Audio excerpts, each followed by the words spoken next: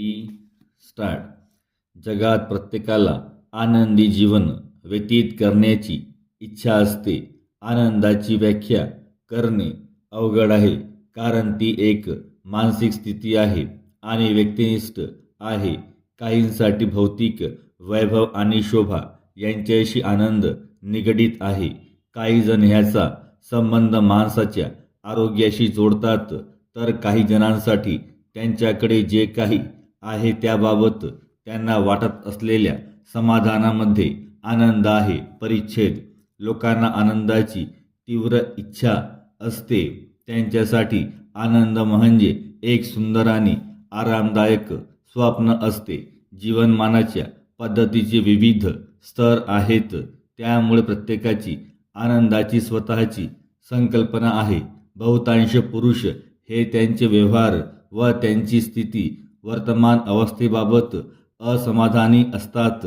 आपल्याला भौतिक मालमत्ता नेहमी वाढत्या प्रमाणात हवी असते. रस्त्याच्या कडेला राहणारा एक गरीब माणूस झोपडीची इच्छा करतो, तर झोपडीत राहणारा घराची इच्छा करतो. एखाद्या घर मालकाला सुंदर बंगल्याची इच्छा असेल आणि एखाद्या बंगलेवाल्याला कदाचित सर्व सुखसोयींनी युक्त निवास हवा असेल. म्हणूनच मग प्रश्न निर्माण होतो, माणसाचा खरा आनंद आणि आत्मिक समाधान कशामध्ये आहे? सर्वसाधारणपणे बघितले तर भौतिक शोभा व सुबत्ता ह्या आनंददायी जीवनाचे मुख्य घटक मानले जातात. एक श्रीमंत माणूस जीवनातील सर्व आराम, चैनीच्या वस्तू व सुखसुविधा उपभोगत असतो, परंतु त्यामुळे तो स्वतःला खरोखरच आनंदी मानतो का?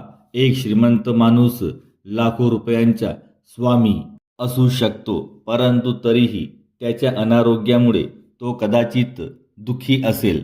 आजारी असल्यामुळे त्याला जीवनातील सर्व सुखांचा आनंद घेता येत नसेल. तो स्वतःला जगातील सर्वात दोषी व वाईट माणूस समजत असेल.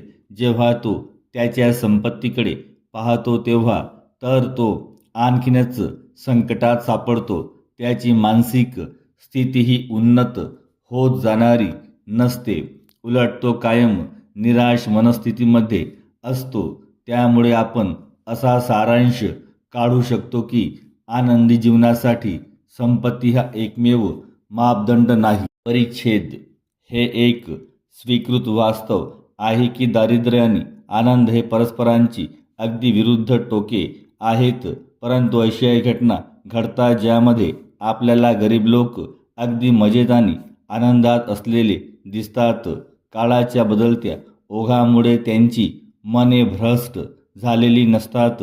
त्यांचे जीवन संतुलित आणि आनंदी असते. त्यांच्याकडील तुटपुंज्या उत्पन्नावर ते समाधानी असतात. असे लोक खरोखरच आनंदी असतात.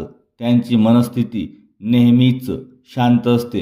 अन्यथा मानवांच्या इच्छांना काही अंतच नाही. मानवी इच्छा अमर्याद आहेत. त्या नशिबासह द्विगुणित होत असतात.